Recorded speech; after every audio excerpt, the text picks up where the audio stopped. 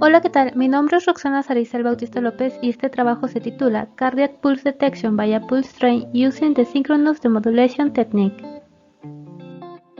Una de las técnicas más utilizadas para la recuperación del pulso cardíaco es la fotopletismografía, la cual consiste en dirigir un solo haz de luz de una determinada longitud de onda hacia un lugar específico del cuerpo humano.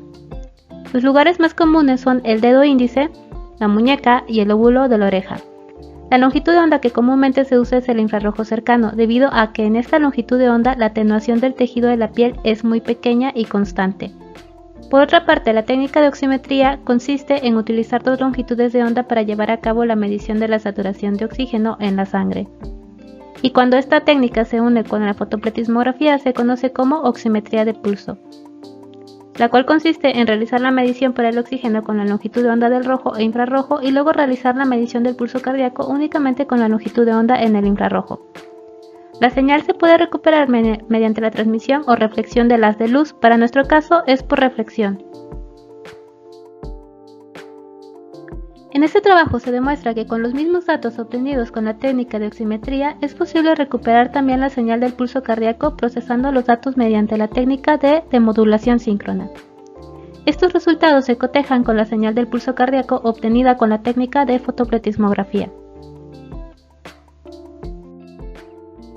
Para la recolección de la señal se diseñó un sistema de sensado que está integrado por dos diodos LEDs en la longitud de onda del rojo a 660 nanómetros y del infrarrojo a 940 nanómetros, en conjunto con un fotodetector.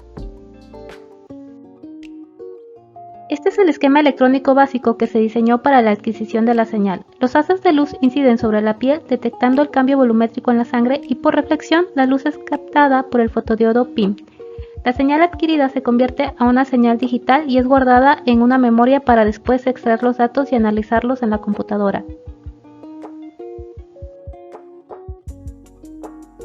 El dispositivo se activa mediante un imán, luego se procede a colocar el dedo sobre los emisores y el receptor. Los datos recabados se almacenan en la memoria del dispositivo y se analizan posteriormente en la computadora.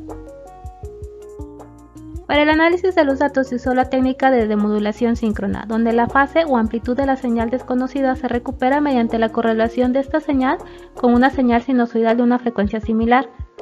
Nos interesa el módulo o la amplitud bajo la hipótesis que el tren de pulsos es modificado en su amplitud y no en su fase. Como entrada se tiene un tren de pulsos. Esta señal de entrada se multiplica por una señal seno y coseno de frecuencia similar, para después aplicar un filtro pasabajas a ambas señales y con las señales resultantes de la convolución con el filtro podemos obtener el módulo, que en este caso es la señal de la frecuencia cardíaca. Para aplicar el método de demodulación síncrona se genera un tren de pulsos mediante un microcontrolador a través de la técnica PWM y por medio de un circuito de sincronización cada LED rojo e infrarrojo se enciende de manera alterna. Con el primer LED que se enciende se realizan 8 lecturas. Estas 8 lecturas se almacenan en memoria mientras el otro LED está apagado y viceversa. Una vez recuperada la señal se aplica un filtro pasabajas para transformar la señal fundamental del tren del pulso a una señal senoidal y poder aplicar la técnica de demodulación síncrona.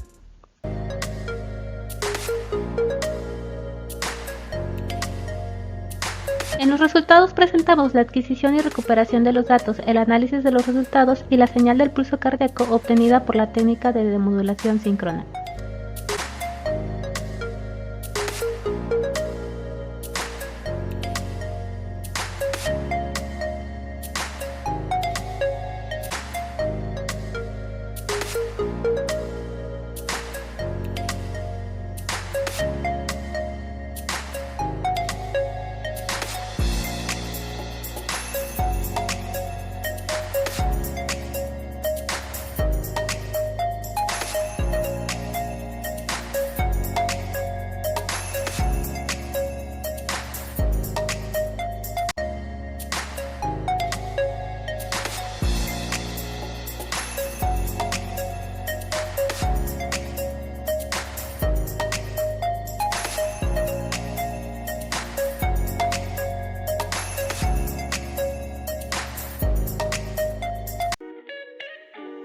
En la gráfica se observa la señal del pulso cardíaco después de haber aplicado la técnica de demodulación síncrona.